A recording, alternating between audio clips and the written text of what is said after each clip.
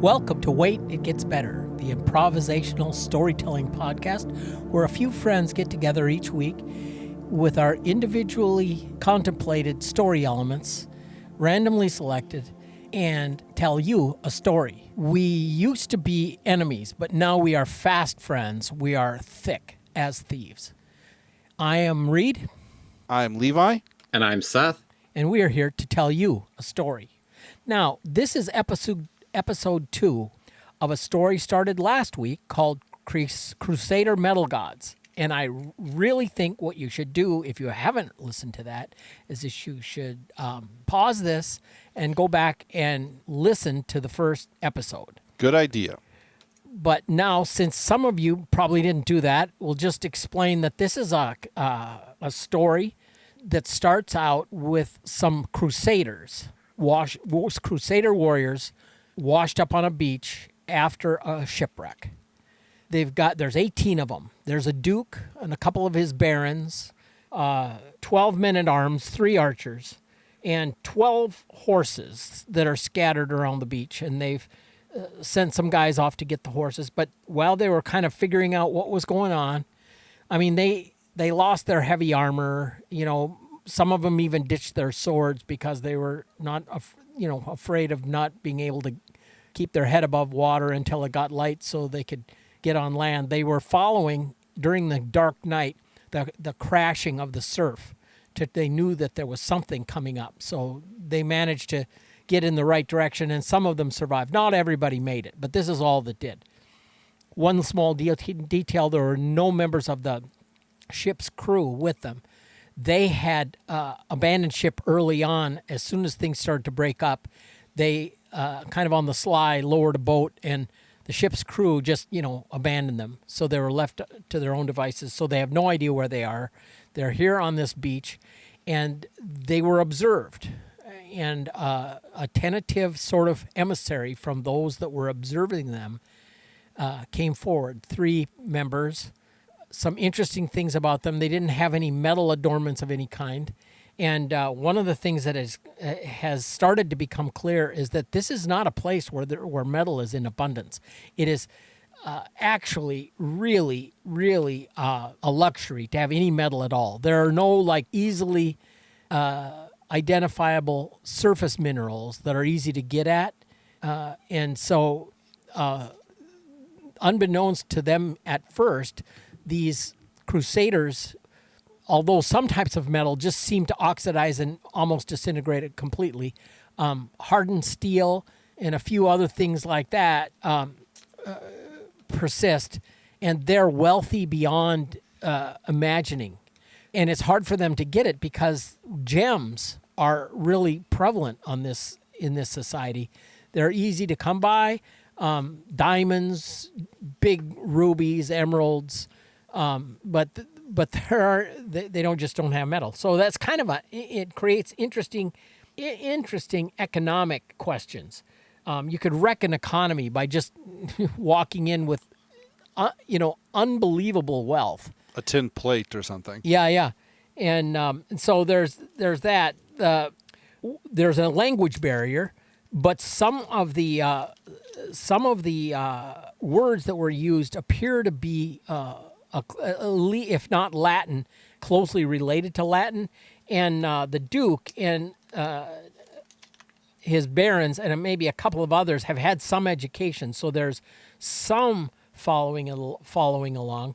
But there's a lot of hand gestures, and they produced food and water, so they could, guys have been on, yeah. So there's kind of like a relatively guarded friendliness about the interaction so far.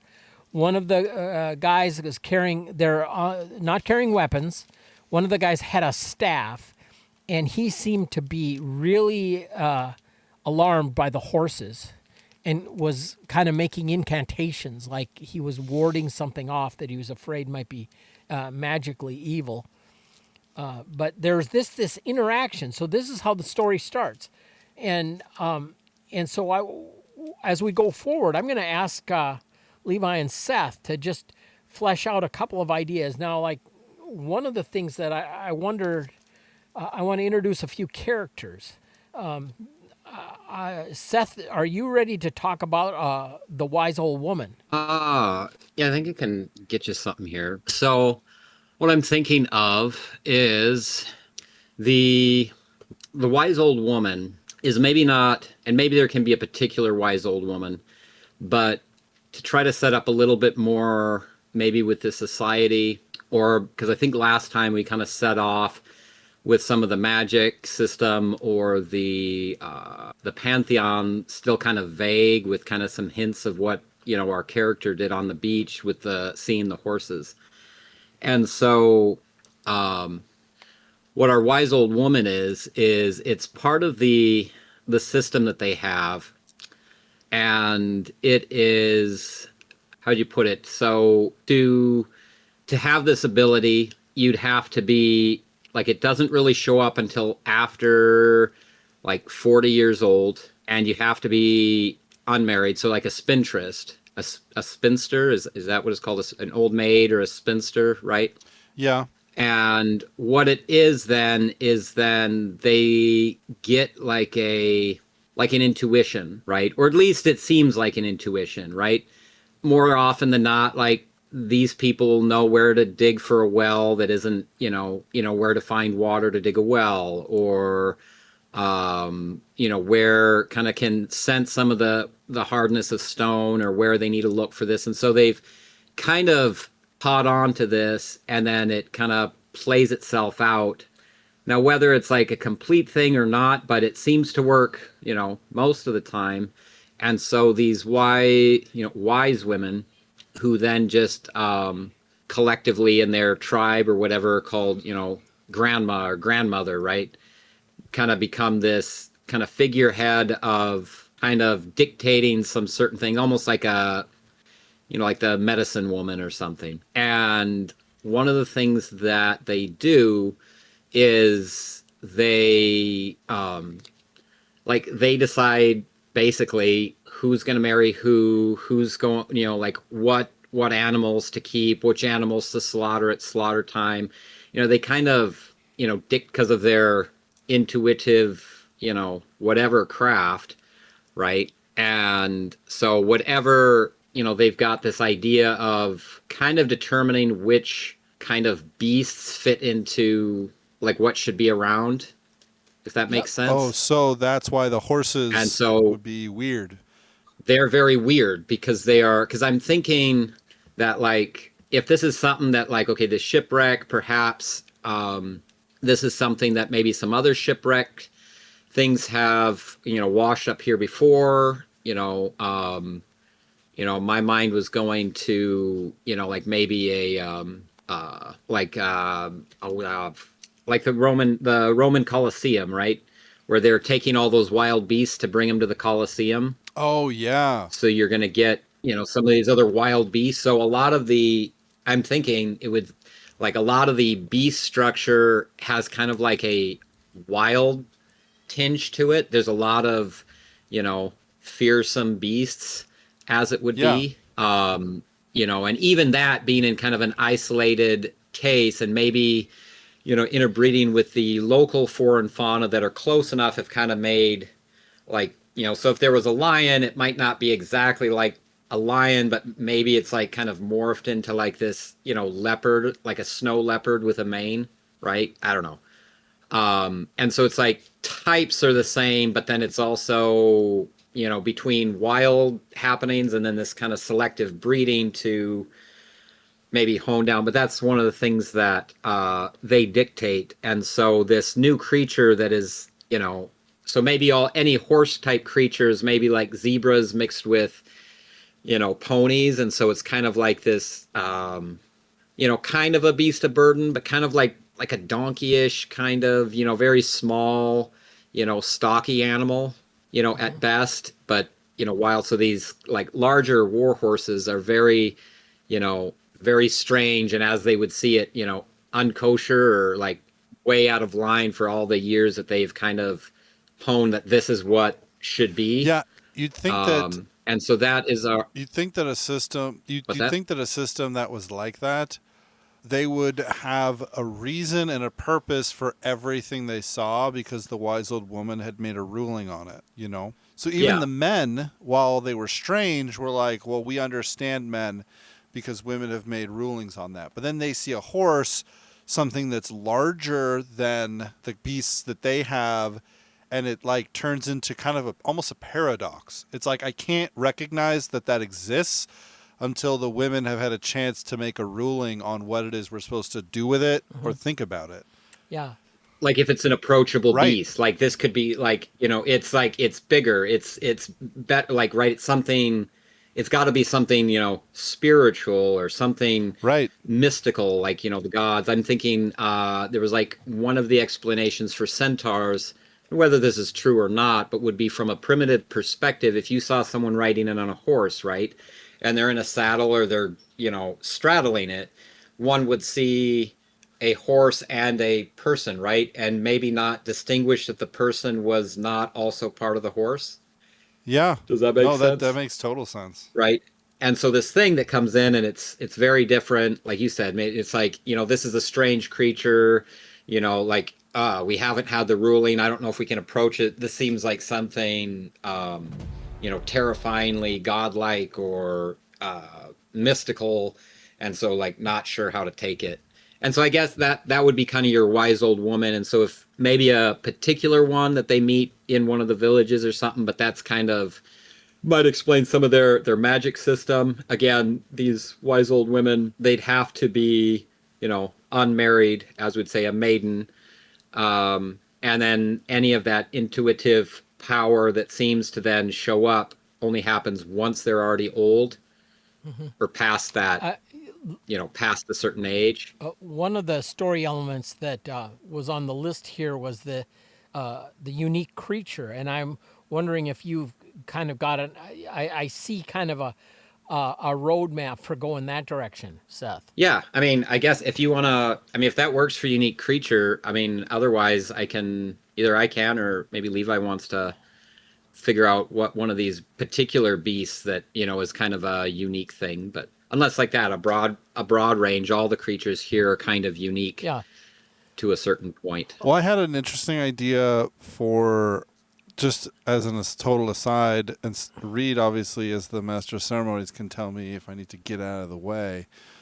But I had an interesting idea for the for the fighting style and for the magic system a little bit. Okay. Okay. And it's not so much a magic system, but it kind of pairs with these wise old women and essentially what they're doing, right?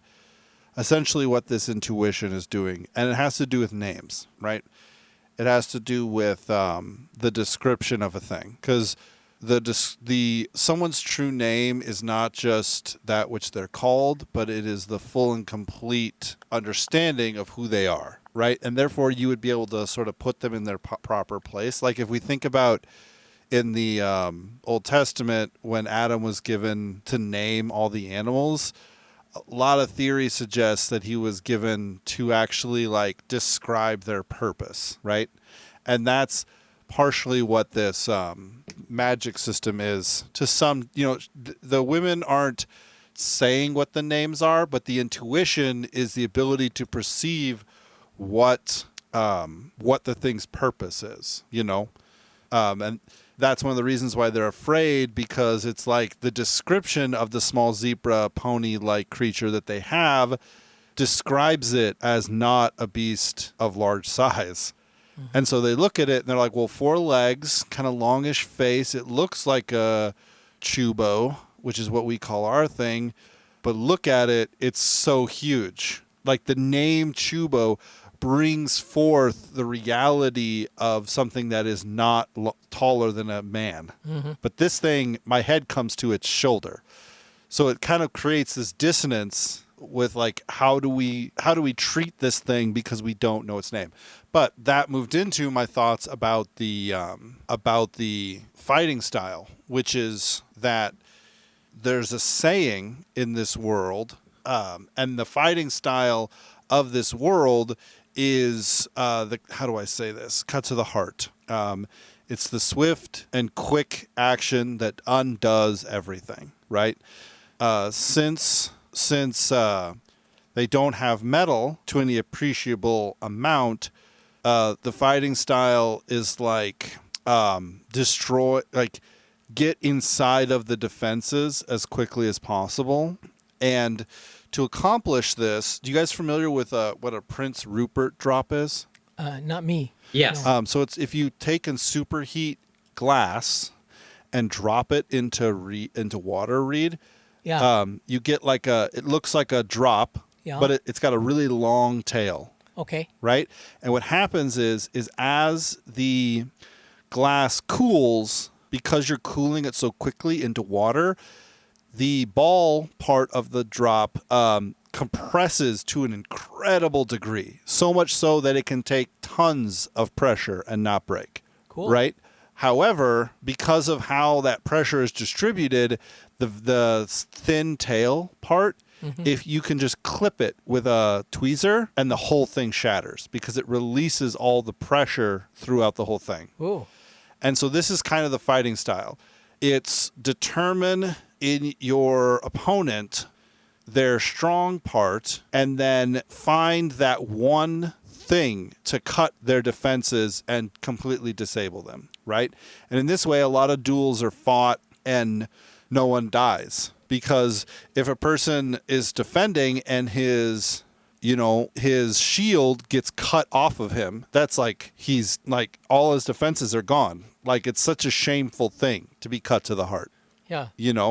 and so that introduction, then imagine the introduction of these crusaders who are used to a more brutal style of fighting and weapons that can sort of destroy shields. They don't need to like cut straps off of shields or off of breastplates. But I imagine they would sort of come up against people who like knew a lot of pressure points, knew how to like disable people very quickly. It's not a lot of brute force sort of. It's kind of the type of fighting where each person kind of circles each other for like 15 seconds or 30 seconds, which is kind of a long time. And then they come together and it's like a chess game playing out, where it's like, I'm going to punch high to try to attack this specific angle of his defenses. But because I saw how he walks, he's going to move like this. Therefore, I'm going to adjust this. And it's like this whole choreographed thing. And it looks kind of like dancing. Like when the Crusaders first see it, it looks kind of like dancing. But what it essentially is like a calculated categorizing of the person's defenses to defeat them with as little effort as possible, Right. with as little, just to try and find that key place that they can just get in and knock them out. And that's kind of the fighting style, and why it has to do with the whole name thing is because that's part of the intuition, right? This intuition power, and that's one of the reasons why the fighting style has grown up in here is because the women who possess this intuition and who also still retain some martial prowess, are just totally undefeated. Like they can have a guy run at them and they can move and just make it look like they're like bending down to pick up something off the ground and just kind of like moving around him because they understand exactly who he is and they can just see they can walk through a crowd and no one see them because they can intuit and understand as people's eyes are moving how to move through a crowd. And so this fighting style has arisen from that, and not everyone who uses the fighting style possesses that intuition power, but the women who both still have some form of martial prowess and have this are like undefeatable, just like you throw down your weapons in front of them because especially if they know your name. Yeah. Especially if they know your name, then like you might as well, if you're gonna try and fight, you might as well just stab yourself. But they would know your name because they probably name every child in their village. Exactly. And I wonder if is there a calculation then not being too, as the Ents would say, who take all afternoon to tell you their name, from Lord of the Rings and Fanghorn Forest, you don't want to be too hasty in telling someone your name. Right. Right. And when you were saying that, a couple things, and not that some of it has to go this way, but this is where my mind went a little bit, because the kids were listening to some Tolkien on the way home today, so it comes from a couple things that one part that was from the book and another part with the name thing, right? So the one part with the name thing where in The Hobbit, where Bilbo is conversing with Smaug, right? And it's like, who are you? And it's like, and he's kind of like naming himself off of the things that he's done on this adventure, right? And perhaps that's like part of the thing. And so where my mind went with it was like, if there's like this fighting thing where they, like if someone was like, part of their name is this essence of something they've done, right? Which then it's like trying to poke a bit at where, like you said, the Rupert's drop, something that might seem very strong, right? Yeah. Right. And so if you kind of find where that strength is and where a weakness that might come out of that, right? So if something like, okay, this is a strong feat, but then, your weakness to that could be pride. And so if I can make an attack with you on your pride for having done that, I can bring you down. Yeah. Right. If I can, right, kind of attacking the weak point of that. And if they're sincere, right, then the attack doesn't mean anything, right? If they're truly not proud, right, for whatever this larger feat would be, right, then you can't attack that they're prideful and then take them down. The reason that one of the things I thought of that, because they were listening to the, the Children of Huron. Yeah. And it was like the end of the book, and I forget exactly what word he used, but it was like this thing, and I forget who it was because I only really caught the last little bit since I've been listening to it. But like this one guy had come back and he was like said that Tyrion had died, right? And so everyone is mourning, yada yada yada. But then he shows back up and he's kind of refuting this like slander that he's said against him, and he has this thing where he says, attack me with your slander, for you can wield no other weapon. Yeah. Yeah. And it was like, oh, that, I don't know. Yeah. Like turning that into a weapon of some sort, where it's like taking that idea where it's like, if you have to try to find something with their name or their feats that are part of what they've done, and if you can call out the true essence of what's behind that, if there's pride or if there's like kind of like your 7 deadly sins or whatever it is, that vice on the other side of one of these feats, if their feat that they are hailed to or something with their name, you can cut them down by calling out or slandering, towards the vice attached that could be attached to that. I don't know. Right. There was my 2 cents. So what I'm thinking, that I just want to kind of bring this back to where we are in the story. You have this group of men. They come from, France. Yeah, we're from France. The They're from Coneheads. France. We have these crusaders, and they are set in time, in a place, a historical setting, so to speak, and they've come through what appears to be kind of a portal and washed up on an alien shore, so to speak, because this is a society that is not based on anything that they understand. And then you have the Duke, just reprising from last episode, where part of what's going on is he's wondering whether or not this shipwreck was because he was kind of running away from his duty. And he is a bearer of what I didn't mention. If you had gone back and listened, he is a bearer of the keys, and the keys to the the manor and the whole complex back home, and then to the fortress and the place in the Holy Land that he is supposed to inherit. These keys that were wrought for these purposes, when joined together, formed probably the entrance to a portal to this strange new world, so to speak, and they're encountering now these people that have these attributes that we've been describing. But one of the things the Duke isn't real interested in having it come to light that this shipwreck was probably his fault, and that was due to his own disobedience and walking away from his destiny and hiding from his destiny, perhaps. And so now Right. he's in this place where, based on he's kept quiet about how much of their talk he actually understands. And so he is kind of by definition sort of wary about them, if I can use in the sense them knowing his name, because he does not want to be exposed and have that weakness exposed, right? I have a feeling that part of this naming and this seeking out, this fighting style has to do with uncovering a person's, physical weaknesses, certainly, but also his character weaknesses. Right. So he's probably feeling a little vulnerable and wanting to protect himself.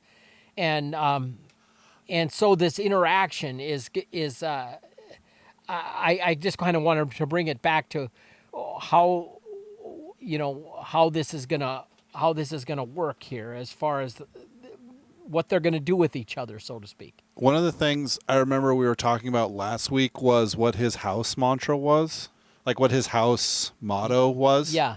And I think it's like the name of the house. It's like our name is our, and it's a word that means pride, responsibility, and power, right? Because this family has known about this place, And so as he learns more, he's realizing more and more that maybe his whole family is actually from here. Oh. You know? And so the mantra for his house, which is supposed to be, it's like my word is my bond. Right. It's like name of the house, word is my bond, or and it's a thing you can say, who's coming.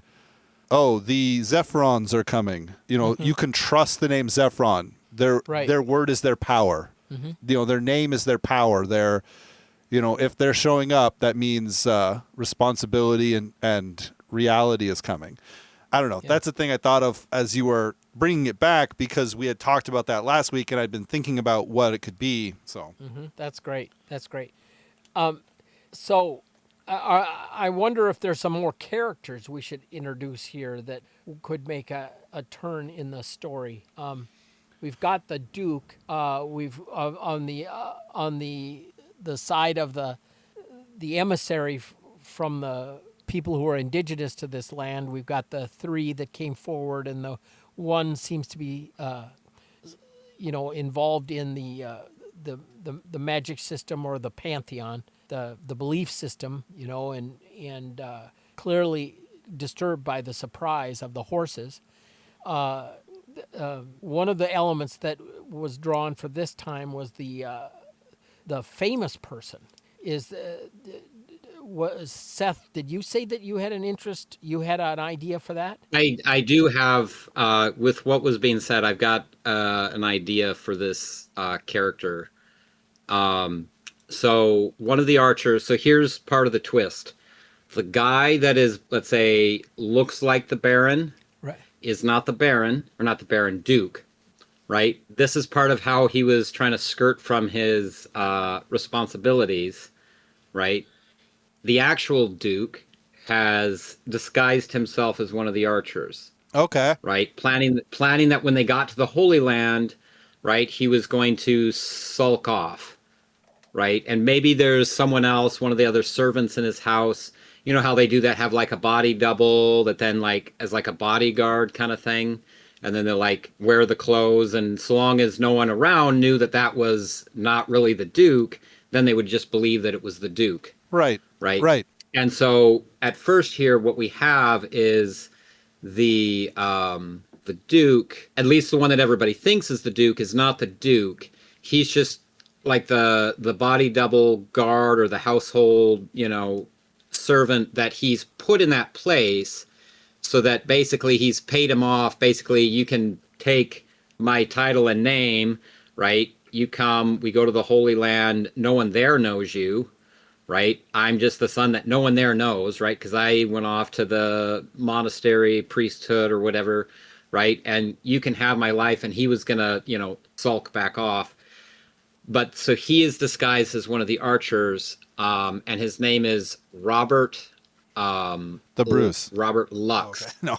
No, Robert Lux, right? And this is where famous person would come in. His deeds and what he does become the legend of Robin of Locksley. Okay. Does that make sense? Yeah. So there you have your famous person, which then also keeps it in where, a lot of kind of some of what he can do doesn't have to exactly be the Robin Hood story or anything like that, but he becomes, and another idea just popped in my head, perhaps like when they find out like what this place is called, maybe like they call this place Sherwood, which is ironic because there's no woods, right? Mm-hmm. Or something close to that. No. Right, which then Sherwood. That's a name for wood. So he makes a bow out of Sherwood. He's Robert Locks of the Sherwood, of the bow that won't break, because it's sure. You're sure that this wood won't break. Yeah, no, my mind was going like when they go and hide in Sherwood Forest, right? That was actually, or maybe his father was, the character we might know as Robin Hood, or like his grandfather or something. I don't know. It doesn't have to go there, but it makes better sense for the name thing for him to be that of Sherwood, because of his bow. But anyways, that brings up then for your famous person, where that's let's say our famous person, right, is kind of this Robin Hood character, Robert Lux, as it would be, and perhaps that's what they call the Baron, but of course he's under hiding. Maybe as Robin Hood. So the right? guy pretending to be the Duke would be like the captain of the guard, but the couple of the two guys that are the barons, which would be the other quote unquote nobility of this crew, and then the men at arms, they're all in on. They obviously know each other, so they are all in on the ruse, right? Maybe just the guy. I mean, my initial thought is that, none of them were, except for the guy placing at, perhaps like the other two barons were just like a couple other barons that were catching this boat, right? And maybe it was like one of the nicer boats because that's where it was on the Duke's boat, mm-hmm. right? And so it was kind of like the, cruise liner of, crusade ships. And maybe that's why there's like a lot fewer troops or a lot fewer people, because then it would just be like kind of the few personal like retinue of these barons. So like you have them where there's like maybe two of the archers are kind of like the archers that go along with the barons, right? Yeah. And then that's why maybe, right? And then he's the archer that's connected to the Duke. Yeah, right. And then all the other troops were like the 5 or 6 kind of like bodyguards or some of their initial retinue. Yeah, so I'm thinking because this kid grew up away at school and now he is because of the whatnot, and he's supposed to go to the Holy Land and take control of the castle and fulfill his destiny, but nobody really knows for sure. So he was able to pull off this thing with the help of his friend, the pretend Duke, right? Whose name is Richard, correct? Obviously, yeah. Writing down fake Duke is Richard. Yeah. I mean, you think about it. What better name could he earn, or could it be revealed that he has on this island than Lionhearted? Oh yeah, of course. And if you think about the legend of Robin of the Hood and Richard the Lionhearted, Robin Hood comes back and then works to get the ransom for Richard, or to get the ransom, or to get the knowledge and the prowess and the information for how to go back and ransom, I'm making air quotes with my fingers, ransom Richard back. So I think we could almost see how the story is going to end with his first kind of servant and person he's kind of mean to, snobbish to, pretending to be him, and then eventually becomes his friend and then gets trapped or imprisoned on this island, and then he gets sent back, and then comes back from the, air quotes again, crusades, a changed man, and has to get a lot of metal together in order to send off to. Yeah. Oh wow, that's kind of an interesting story. Yeah. Yeah. Anyways, Because I was thinking about that, like there's you think about where Britain is, and then you think about where the Holy Land is. That's like months of travel. Like, Right. who knows if they actually ever. go to where the men speak Italian and then continue on until they speak something else. Who knows if they could have gotten up to tons of hijinks, these people going on crusades. It's like they've never been to the Holy Land. They come across an alien city full of people they don't understand. And they make just, up a whole story about it. yeah, they kill them and they take back stuff and they go, we went to the crusades. Yeah. Well, they weren't speaking French, German, or English, so or Spanish. So that must have been the Muslims. Exactly. My thought is that it's an island, and on the other, they find out that on the other side of the island is a door, or a cave, or a something, right? So I was kind of think like what's their reason? What's the reason for the story to go forward? You know, because they can't live here. We've established that their legend has to leave the island at some point. You know, my thought is that there was there's a door that people say is made of metal, you know, and the only thing that they think that they can do, you know, the Duke kind of understands some of this. He has a key. The door's locked. This is legend on the island. The door's locked, you know, but it has a keyhole. It has a hole that's shaped in the same way that the key is shaped. Okay, so he's got to like get them. He has to convince Richard to pretend to be the Duke and convince the barons to travel across this land and try the key in the door, right? So how did they know about this quest? I mean, do the people there, do they talk with the people there to find out that there's this, is there some sort of legend around this among the people that live there? How does this process go forward as far as their discovery of this quest? I mean, I would say, you know, right now, as far as this, we've done a lot of building how the story should go or would go, but right now we're still on the beach, you Right. know?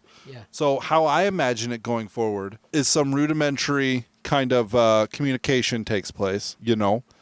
It's still not yet revealed that the archer is Robert and Richard isn't, Richard isn't Robert. Richard is Richard, you know, that the Duke, it's not yet revealed. And so there's a bit of lore dumping, right? They communicate a little bit.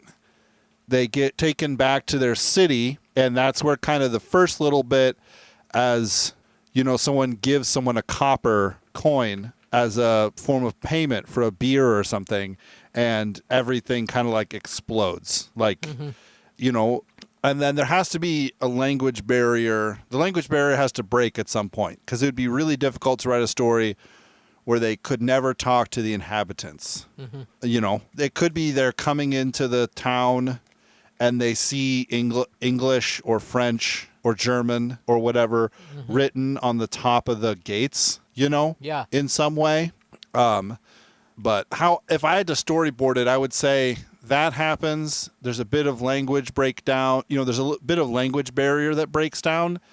You know, they practice enough back and forth that all of a sudden they can communicate, kind of, because it would take a couple of months in order to like learn a language. If we wanted to do that, that's fine.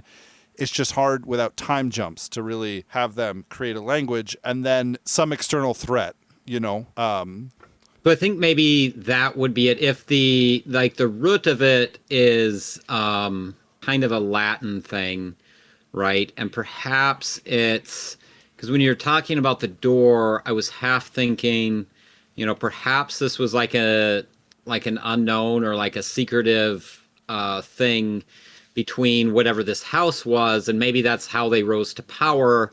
Is so like when they had the Silk Road and everything. Oh, right. Right. If you use the one key, right, it would open the castle. But if you used it in the one door in the dungeon of their keep, right, it would open up to the door here on this island, right? And then you would take a boat, right?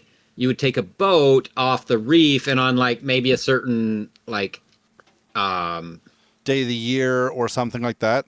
Day of the year, or then, however that would be, you then had to have the keys like hooked onto the rudder or something, right? And then it would activate, leaving the island, which then would bring you out on the other side of the Mediterranean, right? Close to the Holy Land. Right. And so basically it cuts your travel time down by like 90%, right? And then to get back, you steer into this direction and you would come into this island, right? Which only you would find and come into if you had like the keys, like stabbed into the ship. So maybe that happens. He's like playing with the keys, and as it's storming, it like gets stabbed into the ship, right? And then it then allows them to come up to this island, right? Right. And that's how, let's say, his family used to be able to get like copper and tin from, let's say, Britain or whatever it is, out to these other places, because then this, let's say, island that technically comes in and out midway in the Mediterranean, right? You could then go back up to Italy, like during the Roman times, or you could then, book it to the Holy Land, or then down to like kind of central in the Mediterranean. It cuts down your travel time by months. Cut down your travel time by a lot, right? So maybe that's part of what's going on.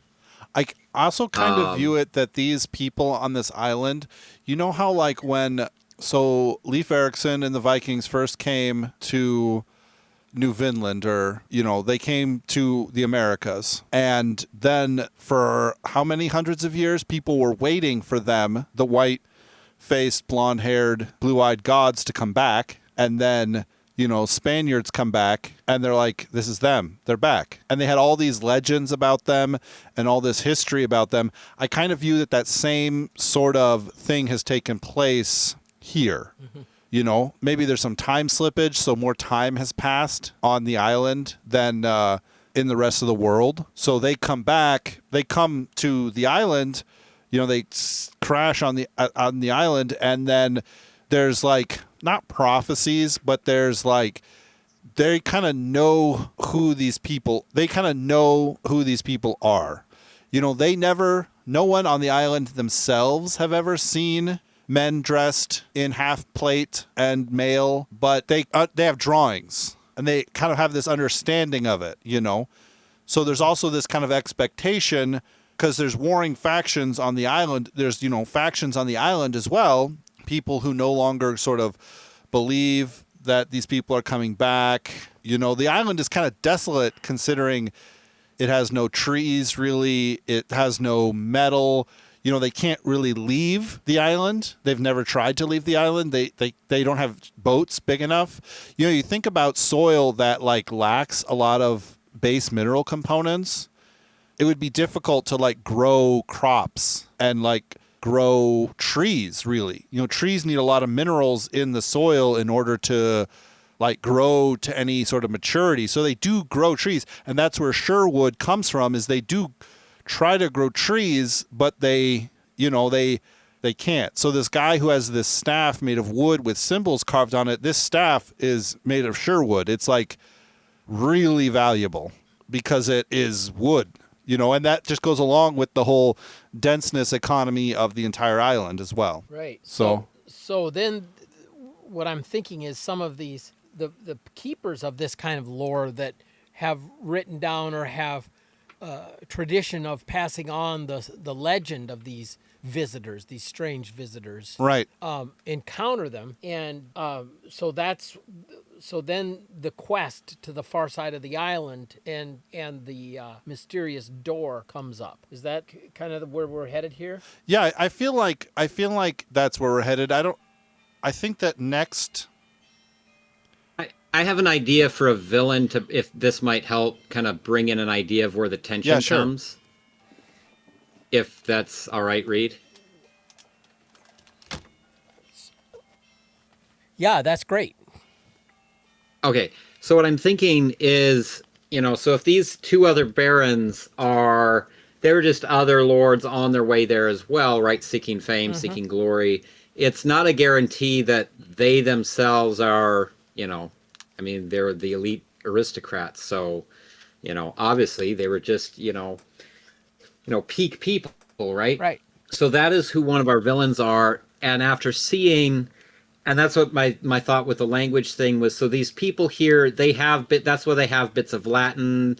And so if someone starts speaking some of like the native, Frankish or, Anglo-Germanic, they've heard it. And so there's like bits where like, especially maybe the wise women who then can intuitize. That's a like, great word, intuitize. how that intuitize, they can intuitize it, how it's changed. And so maybe that's where a lot of the communication comes through with some of them. So they might be familiar with a lot of some of those words just because as people had traveled through. But then like that's how then they're able to kind of put together some of the words for the communication. But anyways, back to the idea for the villain would be he is one of these barons, and maybe it's both of them. Maybe he gets the other baron.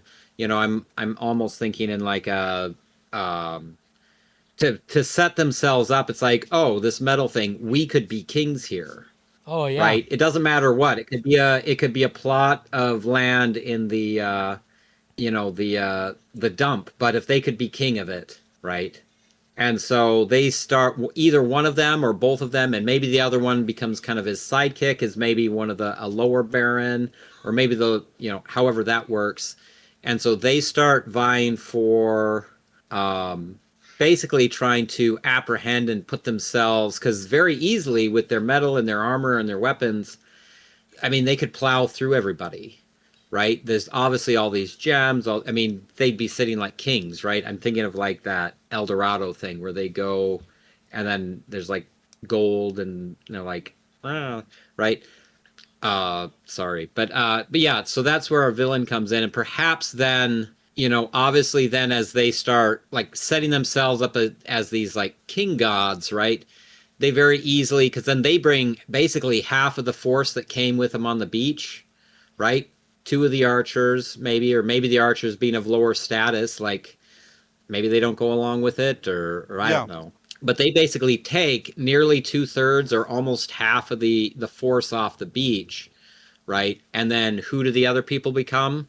Well, they become Little John, Will Scarlet. Robin of the Friar Hood, Tuck. Will Scarlet, Friar Tuck, right? Right. So then they're trapped on this island, and for a while, maybe they're just like, they don't want to go along with this, right? Then he has to reveal he has these keys, then they figure it out. Then they get with, their little group that like goes off into like the, part of the island, and then they find the door, right? Maybe the keys get stolen, right? Maybe they get kind of captured because they're not going to go along with it, right? Because obviously if the one is a duke, right, they capture him, and so that's why he has to go back and get the ransom, right? Right. So they capture the duke and take him, and then, right, so if that makes sense. So the villain would be one of these lower barons that are under the duke, and then they try to subjugate this kind of land as their kingdom, right? Thus pushing, Robert Lux, and kind of some of the other people that would resist the kind of taking over of this power grab, right? Pushes them out into the outskirts of the wilds, and then they have to kind of get in, and then that's where they moved, and then they have to get through the door so they can get back. Absolutely. Right. I think that let's not get too far, because then we won't have a reason for a third episode. But I like where this is going as a rough plot. Let's wait till next week to really flush it out the rest of the way, though. That sounds like Because I have some Yeah. interesting. I just figured I'd add that so we had like the tension of a villain character. Absolutely. Thank you, ladies and gentlemen, for joining us for this episode of Wait, It Gets Better. If you liked this episode, if you thought it was entertaining and good, let us know. Send us an email at waititgetsbettercast@gmail.com. Send us a Twitter message or an X message, whatever you want to call it, at @getsbettercast. Tune in next week for the fun and exciting conclusion of Crusader Metal Gods. And if you didn't like this episode, I would say just wait. It gets better. Bye.